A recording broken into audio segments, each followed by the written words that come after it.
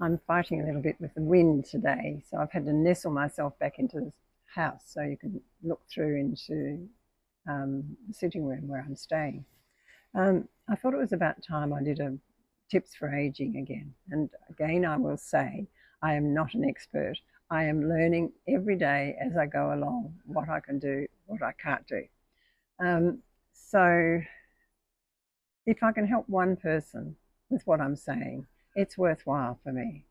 I'm so grateful for all of you who do watch and listen to my poems. But for me, it's just about helping. And if it's one person, that's fantastic. The first one I've got written here, and I may have talked about it before. I've left all my paperwork at home, so um, I might be a bit waffly with it. But I've said be creative somehow. It really doesn't matter how you do it. It might be writing a few lines. It might be getting some pastels or coloured pencils and just doing a few sketches. Doesn't matter what they look like. Just put it down on some paper. It might be in your garden, being creative in your garden, doing something that you haven't done before, getting some different plants that you've never had in your garden before, or your garden pots. There are lots of ways to be creative, really. And of course, there's sewing and knitting. For me, the knitting is really important, and it's quite you're in the moment when you're knitting, and that I think is really good. It's almost meditational, I think, when you're just going away stitch by stitch. So for me, that's creative as well. Another one I've got, and I think I have read about it before, talked about it before, is don't be self-conscious where you are, where you're at. If you have to use mobility aids, well, how lucky we are to have mobility aids. I was self-conscious when I first started my using the trolley. I thought everyone would look at me and think, oh, you silly old bat. If you'd done more exercises or walked more or something else, you wouldn't need it. But I am where I am, and that is my journey, as it is your journey. So if you have to use aids, do them and celebrate them and think, thank God for them, because at least I can walk with them. So that's important too. It doesn't matter what other people think of us. We are doing the very best that we can do, always, always. So don't forget that. Um, Another one I thought, and I may have mentioned it before, know your boundaries. Know what you can do and what you can't do. I had a really good instance of that this morning, or yesterday morning. Um, I was, my sister-in-law was coming to see me and going on to see her sister who's in care. And I thought, oh, I'm down from the country, a lovely opportunity for me to go and see her. And then my sister-in-law said, there is COVID there, but it's locked up. But where her sister is, it's perfectly safe. But my whole body reacted. It was as though I thought, I don't want to go there. I'm having an operation on Friday. I just don't want to go.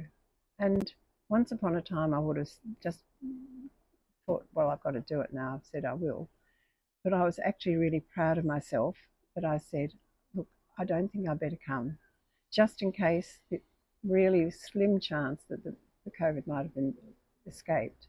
I'm having the operation on Friday and I cannot afford to get ill between now and then. So that was a really good example for me to know my boundaries, to know what I could do and what I can't do. And I listened to my body and it sure told me. It sure did tell me that no, you're not going there today. So I had a lovely visit with my sister-in-law here. I haven't been out of the house since I've been here. Just keeping a low profile so that I will be clear for Friday morning. Um, yeah, I'm a reader. And for me, reading is going into another world. It can be self-help things or novels, mysteries. I find mysteries are really good because you forget absolutely what's going on around you. You get stuck into the book. So for me, and perhaps for lots of you, is to don't ever give up reading. If you're struggling with the light, get a better light. I've had to do that. The reading, Yes, and when you can't read anymore, get audiobooks on Kindle or through your library. So the audiobooks are great, and you can actually do some knitting at the same time and be creative while you're listening to the story of whatever it is. So yeah, keep reading for as long as you can with a better light or with audiobooks. Um, Another one, my husband always says to remember, because I've had trouble doing things over the years, and he'll say, when you feel better, you'll do things. Your body will know when it wants to do things. So, excuse me, just accept where you are and know that when your body is feeling better, you will have the get up and go to do things. That's been really helpful for me. And he also talks about baby steps. Just do what you can. If it's a little bit, do it.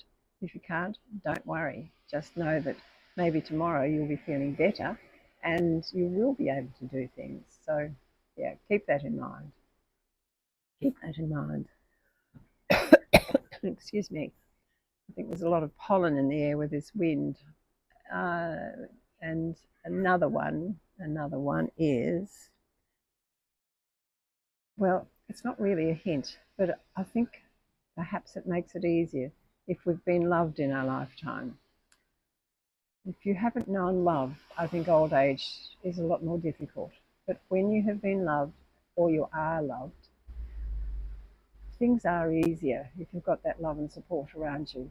I am very lucky because I have a husband who I adore. I've got family, and this daughter that I'm with here in Melbourne, she's been just incredible while I've been waiting for this operation.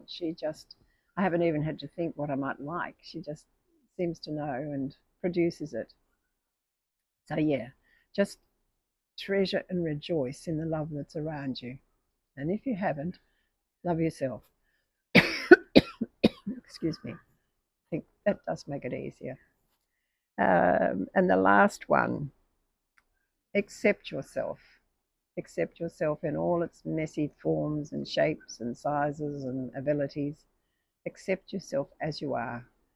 And if you can imagine loving a little child, maybe one of your children that you've had, or somebody else's child, or a child you see in the park, imagine loving that child and turning that love around onto yourself. I hope this all helps, and I'll see you again in the future for another Tips on Aging from this non-expert. Have a good day.